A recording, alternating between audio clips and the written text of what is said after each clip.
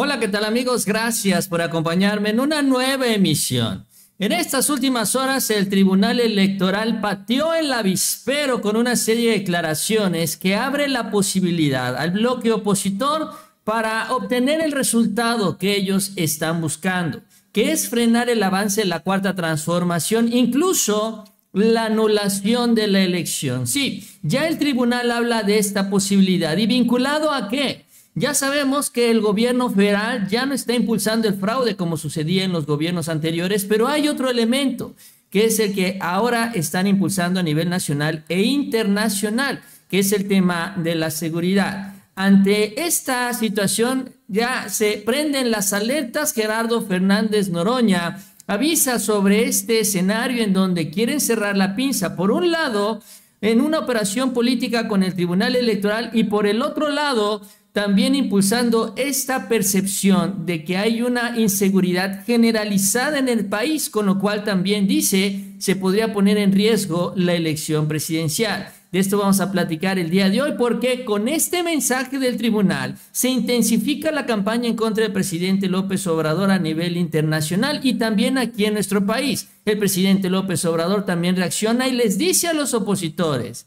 que no va a cambiar la estrategia de seguridad, aunque no les guste. Mientras el ejército se alista también para vigilar las elecciones en el país, todo ya está trabajándose en el INE y también preparándose para evitar que este escenario que está buscando la oposición se cumpla en las elecciones. También ya hay más datos. ¿Saben sobre qué? Sobre el libro del presidente López Obrador. Habla sobre Xóchitl Gálvez, habla sobre Claudia Sheinbaum y lo que le pidió Claudia Sheinbaum en el 2018.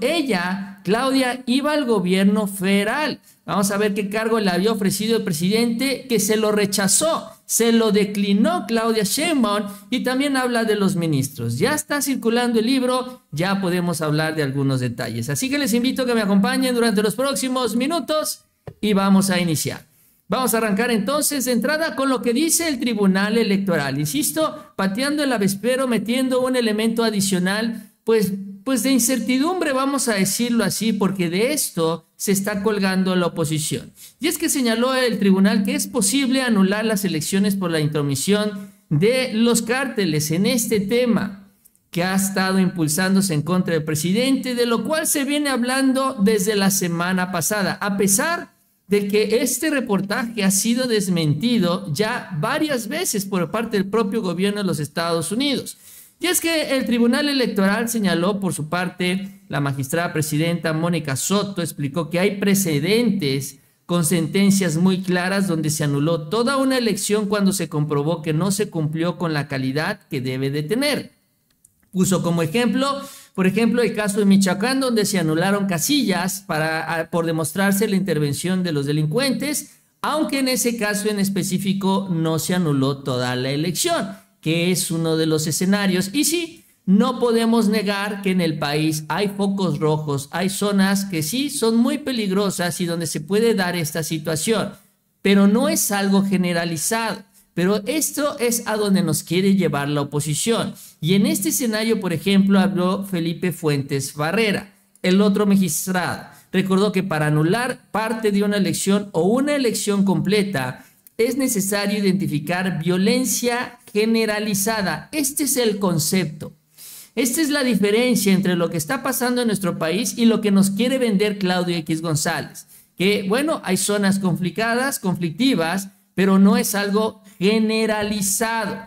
Comentó, y esto es la parte también que todavía le da más ánimo a la oposición, también mucha irresponsabilidad de los magistrados, que se ha bajado el estándar probatorio para casos en los que se señala al crimen organizado como causante de la violencia generalizada en una elección, y esa es una política judicial que se mantendrá. Es decir, ya no necesitas tantas pruebas para demostrar que se da esta situación de inseguridad, que estos grupos se involucraron en la elección y que hay que anularla. Es decir, ya los criterios no son tan exigentes, no son tan estrictos en el Tribunal Electoral. Y entonces con eso empiezan ya una serie de especulaciones.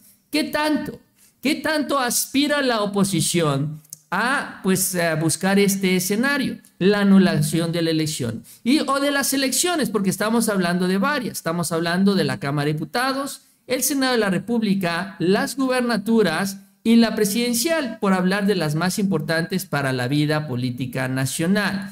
Y en este escenario, Gerardo Fernández Noroña prende los focos rojos, las alertas, la posibilidad y sobre todo, pues prepararse para el peor de los escenarios en donde la oposición estaría buscando con Claudio X González y toda esta estructura internacional, buscar efectivamente lo que sería la anulación de la elección presidencial.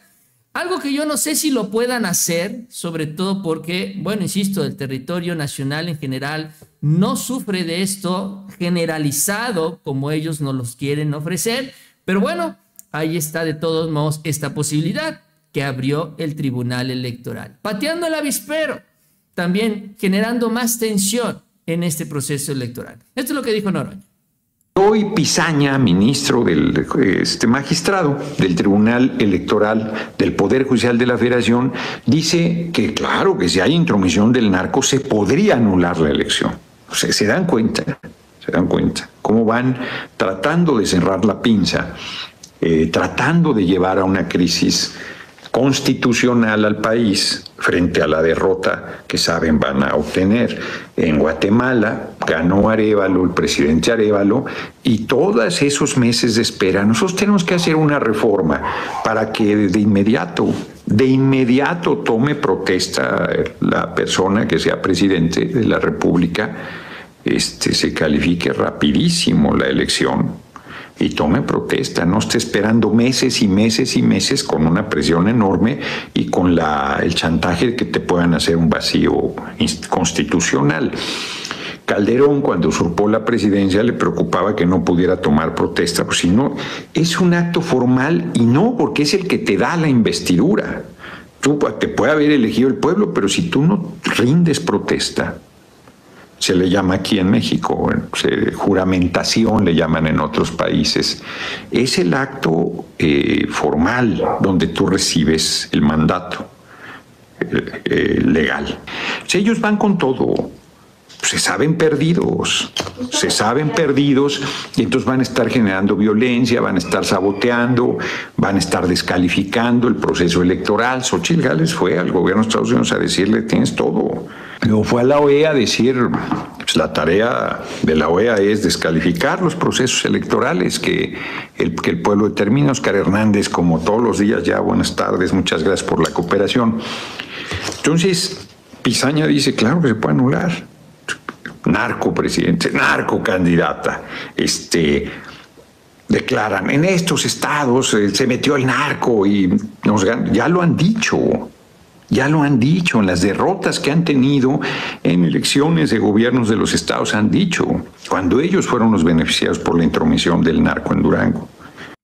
Pues es lo que señala Gerardo Fernández Noroña y efectivamente así se quejaron, incluso fueron a la OEA en 2021 acusando esta situación. La parte preocupante al final de cuentas, que es también lo que señala el propio Noroña, es que estos mismos grupos políticos con sus relaciones con estos grupos que también han sido denunciadas en las últimas décadas, pueden generar desestabilización, sobre todo en los estados en donde ellos se saben perdidos y en donde buscarían generar este escenario para anular la elección. O sea, ya no estamos nada más en la parte mediática, sino en donde también estarían buscando desestabilizar al país. Ojo con esta parte. El llamado que hace Noroña también es que ante esta situación salgamos a votar. Mientras más contundente, mientras más votos reciba la candidata Claudia Sheinbaum, más difícil será para el tribunal irse en esta dirección. Pero esto ha provocado que la oposición todavía tomara un impulso, o sea, es oxígeno para ellos,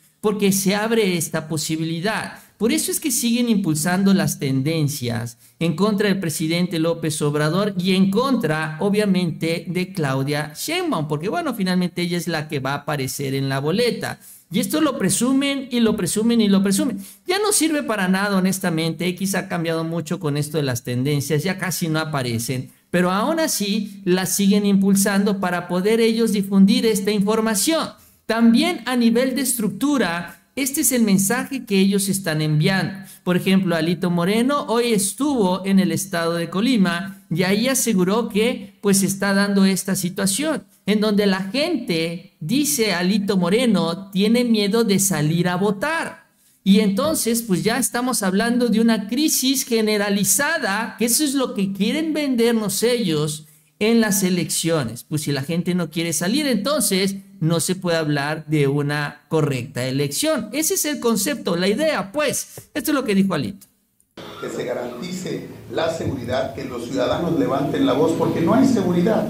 No hay seguridad y la gente tiene miedo y la gente no quiere salir y la gente, eso lo único que hace el gobierno es alejar la participación de las y los ciudadanos. Hoy tiene que haber mayor participación siempre para que haya una determinación clara de quién tiene el voto, quién tiene la confianza de los ciudadanos. Por eso el gobierno está desesperado, por eso el gobierno está descolocado, porque se les cae el país a pedazos. Porque lo bueno es que Morena ya se va, porque van a perder la elección, les vamos a ganar. Por eso quieren agarrar esta estrategia en sus encuestas como mecanismos de propaganda para decir que ya ganaron. No, les vamos a ganar porque la gente y la ciudadanía ya se dio cuenta que no tienen la capacidad para llevar los destinos de este país, porque no hay un solo indicador que le haya ido mejor a la gente con estos gobiernos de Morena. Así que pues parte de lo que dice Alito Moreno, también colgándose ya de este asunto de seguridad,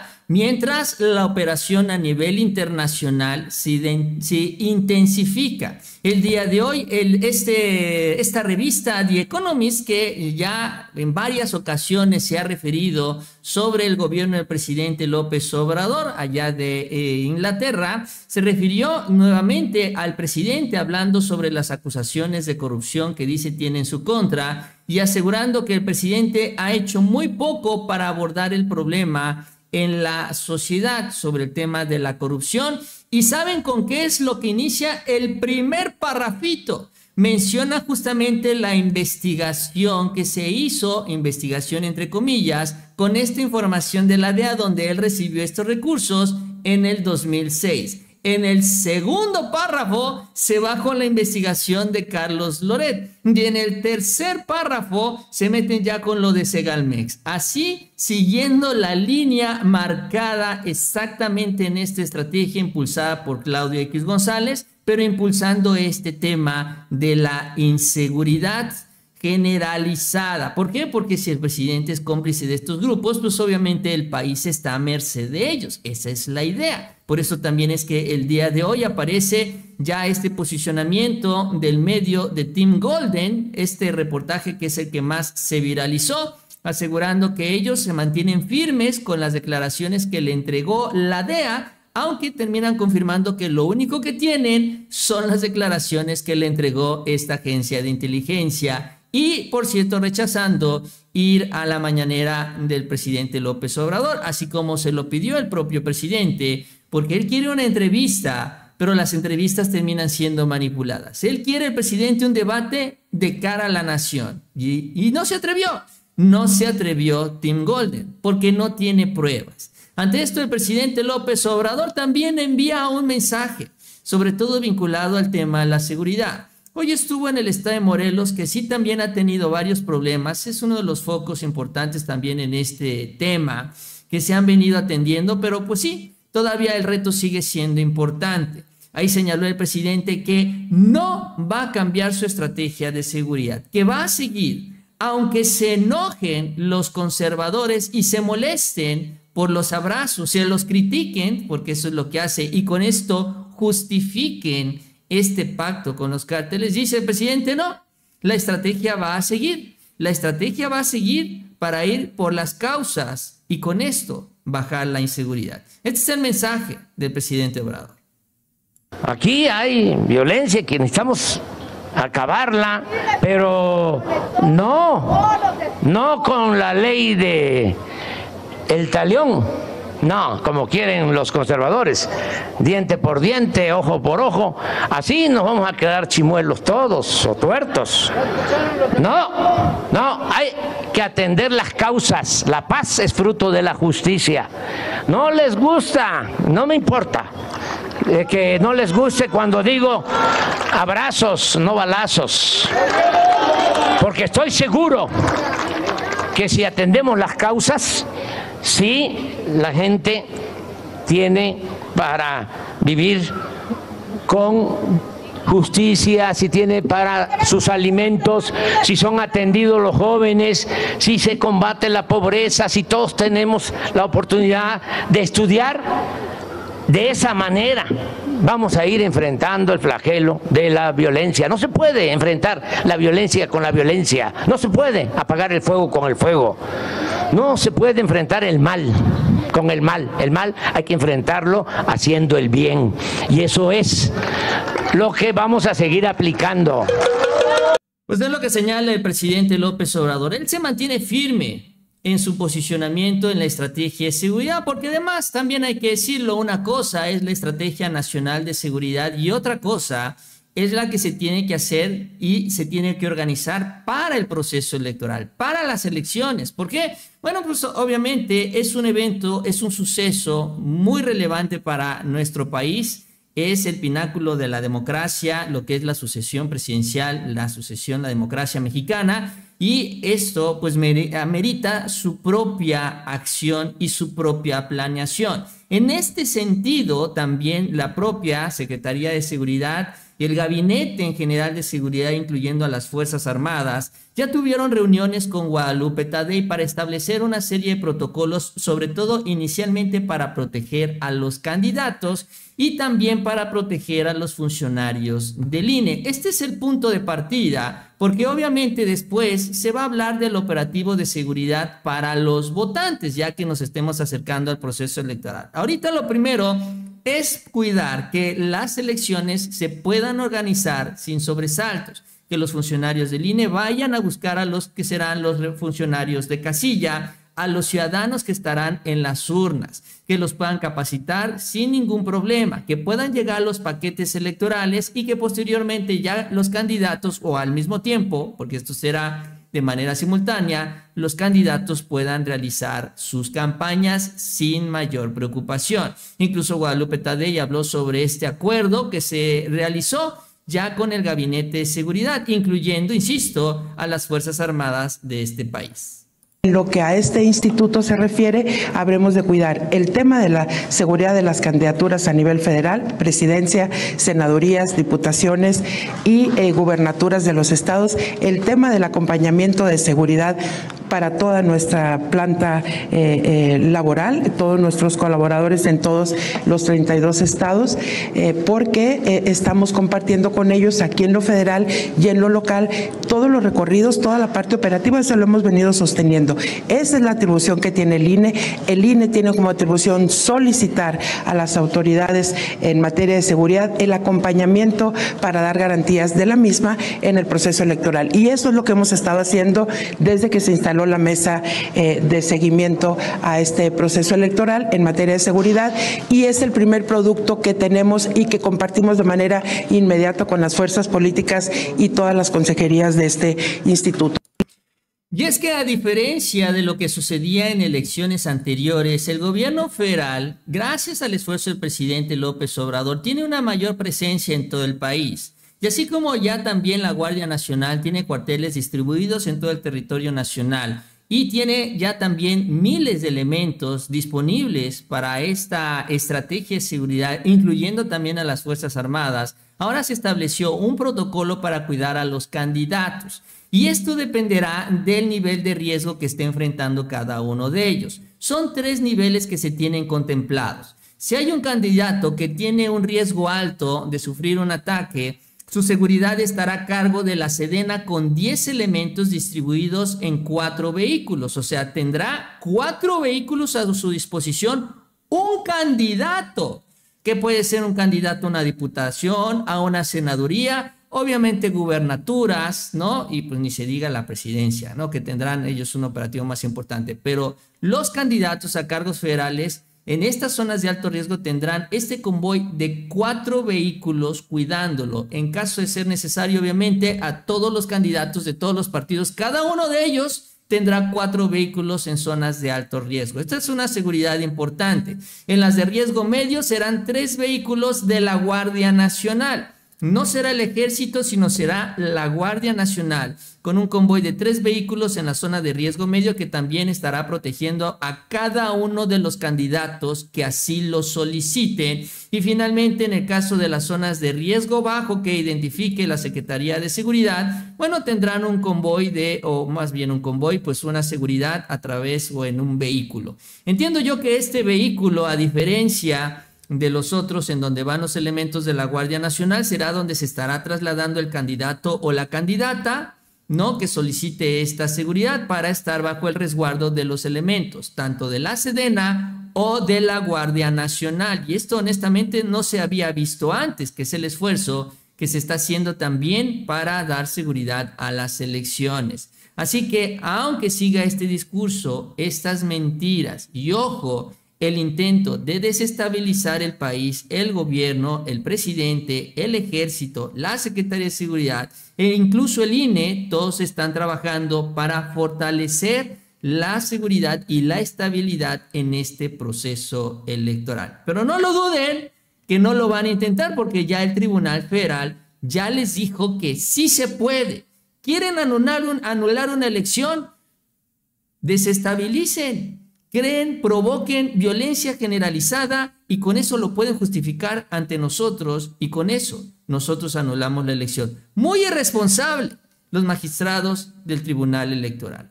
Vamos a la siguiente parte. Ya está circulando el libro del presidente López Obrador, aunque él hoy en la mañanera habló sobre algunos puntos, algunos temas. Hay datos interesantes que vale la pena comentar, que ya está circulando en los medios de comunicación. Por ejemplo, en 2018, ¿cuál iba a ser el futuro de Claudia Sheinbaum en el gabinete del presidente López Obrador? Porque Claudia no iba a la jefatura de gobierno de la Ciudad de México. De acuerdo a lo que aparece publicado en el libro del presidente Gracias, que así lo tituló, señaló, el presidente habla de Claudia en lo particular.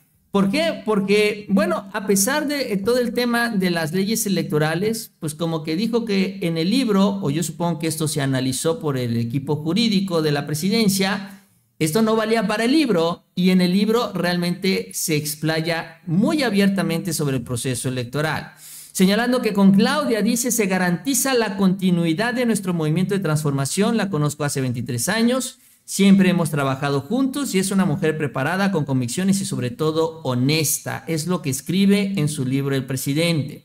Estoy sereno y contento porque Claudia, quien ha sustituido en la dirección al movimiento de transformación, representa una auténtica garantía que tendremos un porvenir de más justicia y honestidad en nuestro México lindo y querido. Sin embargo, reveló también lo que sucedió en 2018, que esta es la parte interesante porque pues no lo sabíamos o no lo teníamos tan claro.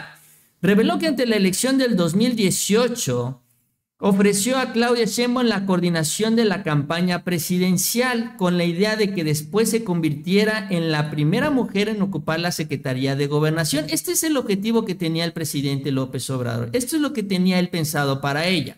Al final sabemos que como coordinadora, entre comillas, porque realmente tuvo otras funciones, terminó siendo Tatiana Cloutier y no fue Claudia Sheinbaum, y obviamente Claudia no llegó a la Secretaría de Gobernación. ¿Qué fue lo que sucedió? Que se reunió con Claudia Sheinbaum y Claudia le dijo y se mostró triste cuando le hizo esta oferta. Así es como se reaccionó cuando le dice el presidente, quiero que seas coordinadora y quiero que eventualmente vayas a Gobernación. Se puso triste y López Obrador detalló que en esa conversación Claudia Sheinbaum le dijo que su aspiración era competir por la Ciudad de México. Por eso estaba triste, porque no era lo que ella estaba buscando. Cuando Claudia le dice esto, López Obrador señaló que le advirtió que en ese momento quien tenía una gran fortaleza en la capital del país era Ricardo Monreal, era el rival a vencer, vamos a decirlo así. En 2018 yo quería que fuera la jefa de campaña presidencial, dice en su texto, y bueno, lo que ya vimos, ¿no? Que ella sería la secretaria de Gobernación. Lo comenté con ella, pero desde que se lo dije, en vez de alegrarse, se puso triste. Le pregunté qué pensaba y me contestó que ella quería contender al interior de Morena por la candidatura para jefatura de gobierno. Le respondí que lo sopesara porque Ricardo Monreal estaba bien posicionado y podía ganarle la encuesta. Al final, como es un poco terca, o para decirlo con elegancia, perseverante, como ya saben quién, decidió participar en la contienda interna y la ganó. Así fue como se decidió la participación, o Claudia decidió participar en el proceso interno para buscar la jefatura de gobierno y rechazó la propuesta del presidente Obrador de sumarse a la campaña y posteriormente llegar al gabinete presidencial. En lugar de Olga Sánchez Cordero, iba a llegar finalmente Claudia Sheinbaum. Ya desde un principio el presidente tenía la idea de que una mujer ocupara la Secretaría de Gobernación. Claro que nos perdimos que Claudia llegara a la Secretaría de Gobernación porque Olga Sánchez Cordero fue un verdadero desastre, pero bueno, ya la historia ya la conocemos todos. Claudia luchó con nosotros para evitar que se impusiera el autoritarismo.